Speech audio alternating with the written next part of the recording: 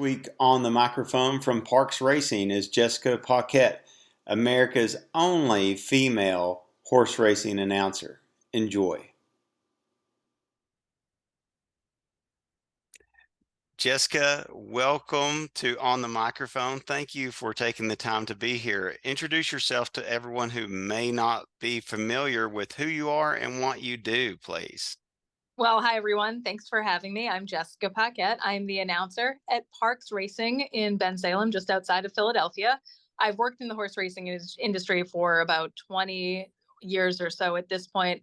Prior to November of this year, I had been mostly a sideline reporter, essentially, a paddock analyst and a handicapper, and occasionally a fill-in announcer calling the quarter horses here and there in Texas, and the stray race when someone needed me.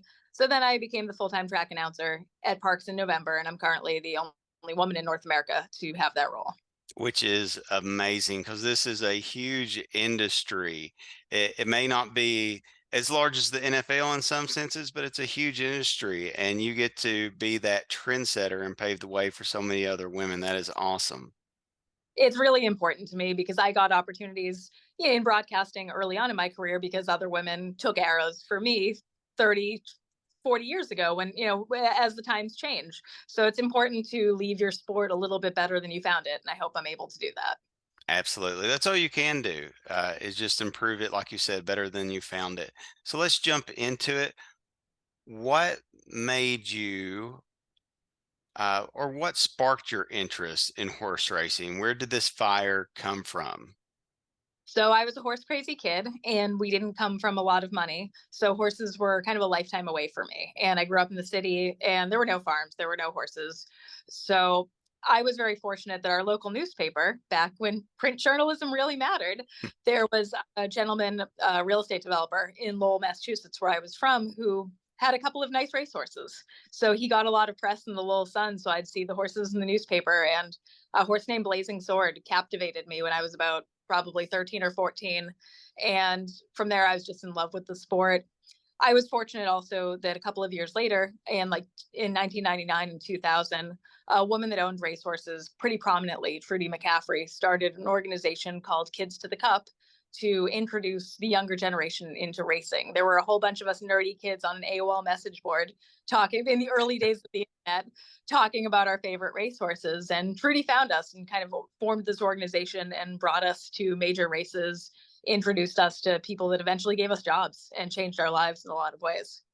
That is great. And just on a sidebar, I love that you mentioned AOL Instant Messenger because you'll have friends that I did this to a lot of acquaintances and so forth. They'll be like, what's your Facebook? What's your Twitter? And I'll be like, well, what's your Friendster? What's your ICQ? What's your AOL? And they're like, well, Yeah, what are you talking about? it ages us just a little bit. So, second question, explain your preparation for announcing a horse race. How much time are you putting into prepping? What specifically are you looking for? Just go into a little bit of how you prepare. So the prep work's pretty extensive. So a couple of days before the races, the program comes out. So I print out essentially what you're looking at in the program, the names of the horses, the jockeys, everything like that. And then to the left of the horse's name where their number is, I color in what the jockey silks look like for a visual cue for my races. So I color in the jockey silks, and then I'm also the handicapper at Parx. So I have to then study the form and figure out some preparation on how I think each race is going to go, which actually helps to an extent with calling, because you don't want to go into a race with a pre-existing idea of how the race should unfold and then you're surprised when it doesn't. So I don't like to try to figure out too much how I think it's going to happen, but I have to have an opinion for the broadcast as well. So that's a line. But it's a lot of coloring. I mean, when I tell people that I'm a grown adult and I have a colored pencil case and color is part of my job, I mean, it's strange, I know. No, it makes perfect sense for what you're doing, and silks are such a important part of just the pageantry of horse racing. I mean, it's very important. and then during the races. So I kind of go in prepared with those things. And then as the horses go on the track, I add little details like if they're wearing colored blinkers, if they have a particular shadow roll, like a red one, I'll make little notes elsewhere in my program just for further visual cues. Just, if the horses are in tight and there's 3 horses across the track and I'm looking for my binoculars, you can only see what you can see. And so you want anything to help you to identify them. So that plays right into my next question. Let's say it is a day full of rain, which is 90% of the Kentucky Derby, and you have a sloppy track. It's muddy, it's filthy right off the bat.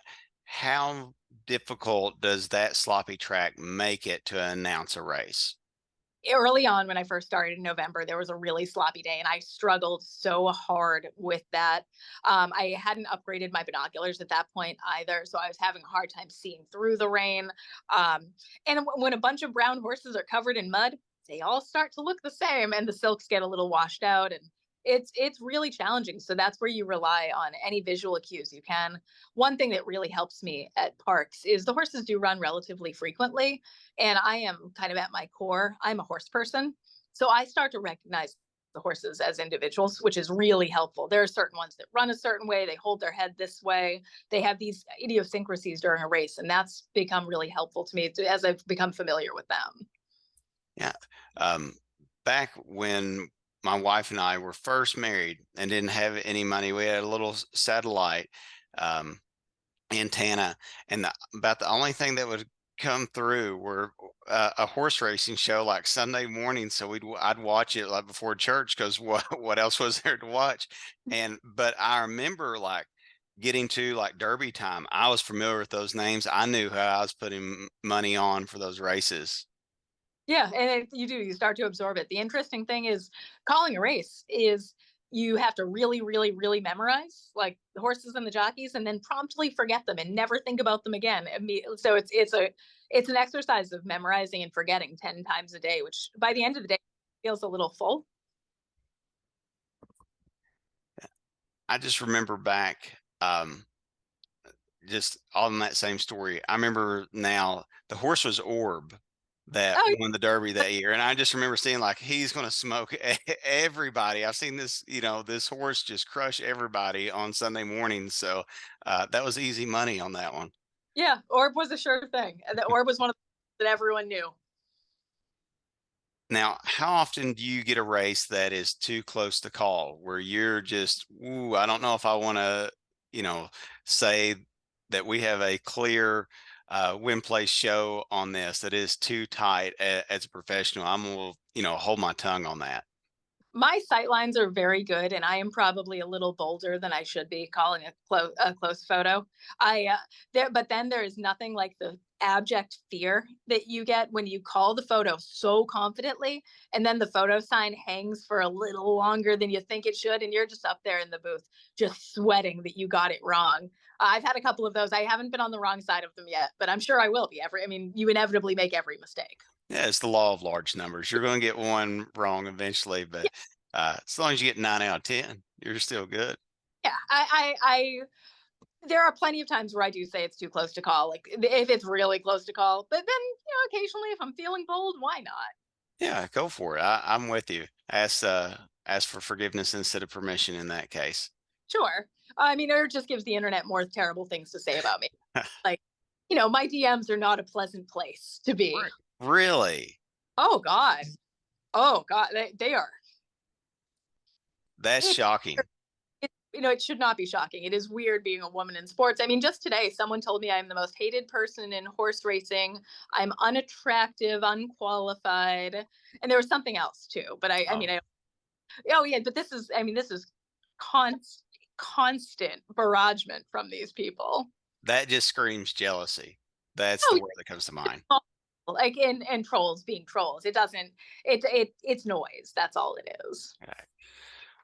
Well, you definitely have our group support without a doubt. I think you're idolized to a sense. People are amazed by what you do. What do you personally look for in a good racehorse? What characteristics stick out to you? Because you said you do handicapping. So, what are sort of those features? Is it a stride? Is it like you? Is it their gait? What is it? For me, I want to see that they want it. So I kind of grew up handicapping pretty cheap horses at Suffolk Downs in Boston. And that's kind of the heart of racing for me, are these kind of cheap claiming type horses. And regardless of the level athletically, which they're able to compete, not everyone's meant for the NBA. Not everyone is meant for the Olympics. Sometimes, you wind up at the level where you can be competitive, and there's nothing wrong with that. But I have a lot of admiration for these hard knocking war horse types. And you can't train them to want it. They either really want it or they don't. And that's kind of the difference to me between a good racehorse and a great one. Okay. And that has to come from experience too. You have to see a lot of racing to know that. Yeah, and you can see, it's so interesting to me watching. There are some of them that are so talented and they just don't care and they don't want it very much. And that's okay too. Like there's nothing wrong with just being an athletic freak and coasting along on that. And then there are some that maybe like they're not built that great. They probably are a little, older, and like we all get when we get older, we get a little creaky. But they pin their ears and they dig in and they say, "I dare you to come past me." Mm. So let's talk about the granddaddy of them all. In my home state, I've been to the Derby. I had probably the I'll never go back because I had the best Derby experience ever. So I can't top it. That's a sidebar story. But let's go back to 2019, the most controversial Kentucky Derby with the disqualification, first time ever. In your opinion, and then I'll give mine, was it the right call?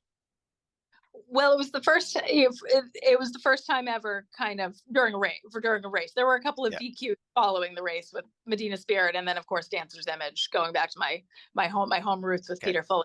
But with that, the 2019 disqualification, funny story is I'm watching the race at Suffolk Downs by myself in the executive offices. I was sort of the adult on duty managing the racetrack that day.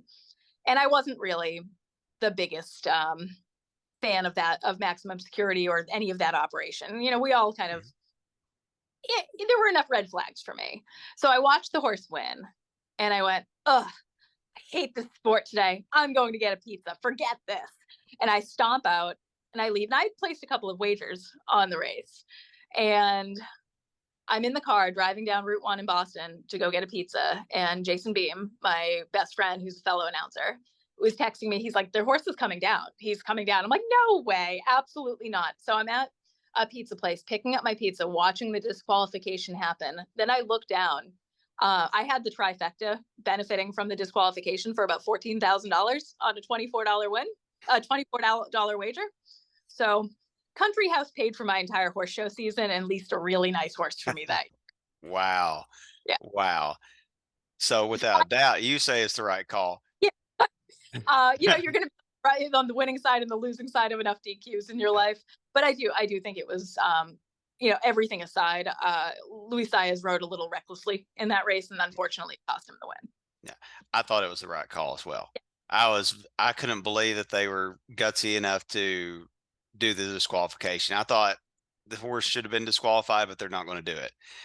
And they pulled the trigger on it, and it was the right call to make.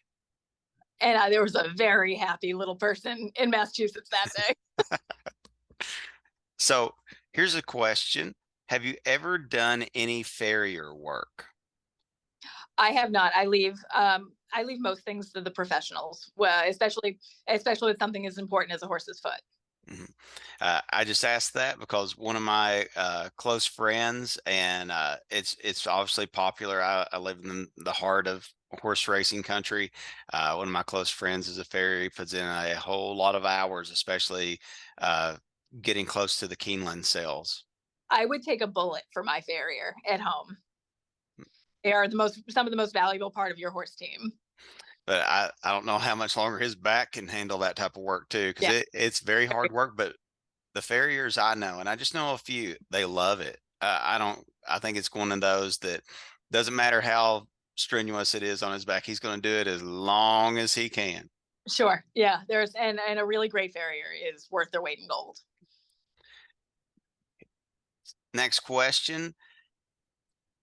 Who do you consider the greatest of all time of jockeys? Because I'll just tell you, my opinion is Pat Day. So is he the GOAT of jockeys, or who, in your opinion, is? I don't even think he's the GOAT of his kind of generation of Okay. jockeys. And that's a wonderful human and a lovely person and a great ride. Of course, a great rider. To me, John Velasquez is the greatest of my lifetime for sure.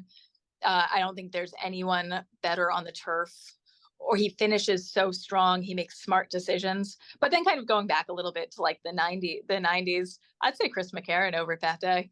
But again, Okay. I'm a homer and Chris is from so Understand. Everybody's got a right to their opinion. yeah. All right. You told me through a message that in 2021 that you had a major injury and broke your back. How did that happen? Well, first off, I don't recommend anyone do that. To 0 stars. It was a terrible time. So on October 1st, I was riding a young horse I was leasing that I was thinking about buying. And she had up to that point been very quiet. And as I was getting on, a truck backfired and her brain fell out. She kind of blind bolted on me. And at first, I thought we were okay. Like she was bucking and bolting. And I was like, oh, like this isn't great, but we are okay. And my saddle had fit her a little funny because she was kind of a big, withered, awkward sort of mare. And my saddle slipped a little bit. And then she really bolted. And I stood no chance of staying on at that point. So I hit the ground pretty hard and exploded my L4 and Ooh. also rattled around a little bit. I don't want to even ask a question about physical therapy after that. That's got to be bad memories. Well, so I was in the hospital for 5 days, not allowed to sit up or walk, which was not great. I did learn that a bed will sound an alarm if you try to get up when you're not supposed to. I had to learn that lesson twice. Nurses did not love me. And then I was in a back brace for 4 months and I couldn't like put my socks on or shower by myself or do any kind of like basic things, which was really terrible as a very active person. Oh, to go from uh, independent to needing assistance for those basics, that's got to be extremely difficult. It was not a good time. It was, I tried to keep a good attitude about it, of course, like what else can you do? But like and there was a lot of uncertainty during the recovery, the first couple of months or the first, however, about, exactly how much to capacity I was going to recover. And you kind of wonder if it's always going to be this awful. But, I got 4 months later, I got cleared to start doing what my neurosurgeon cleared me to return to my normal life. And he and I had a very different idea of what that looked like. So he told me I could start running and riding again. And I went right back to it. Yeah, and you only have one life, so you make the choice more than them. You got to listen to your body. Um, what amazes me is that after that back injury, you've ran 2 full marathons, and I want to know running means a lot to me. I've only ran 1 full marathon. I'll never do it again. Because my body can't handle it. My knees can't handle it anymore. But what were those races, and will you do another one? If so, where? So the first one was Chicago. I did Chicago almost exactly 1 year to the day since the accident, which was like a really beautiful experience. And I kind of took it all in and enjoyed every moment of it. I had been a serious runner prior to the accident. I was about to run my first full marathon a week after the accident happened. So that was also crushing.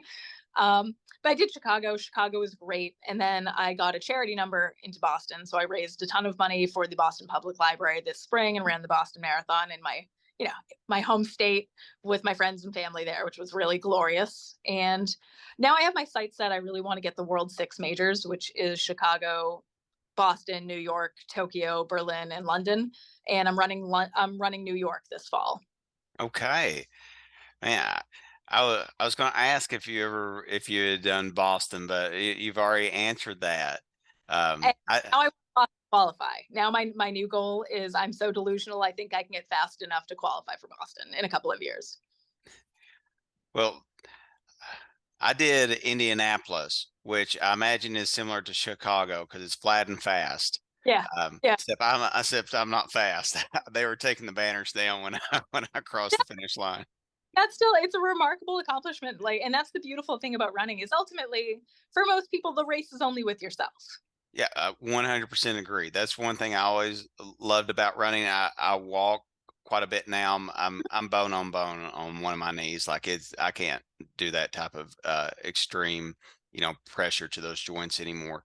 Um, but you're always, like you said, competing against yourself. You can, either PR or have a goal. If it's a very hilly race and you're not going to PR, you can still have a goal in mind of what your time is. So yeah, I loved my time running. For me, my accident kind of changed my perspective in a little bit of a way too, rather than like, because I think it's just normal that some days you get up and you go, oh, I have to run today, or I have to go to the gym. And instead now I kind of approach it with the I get to run, or I get to go to the gym. And changing your mindset from I have to I get to is really a very helpful thing. Yes, I do the same thing.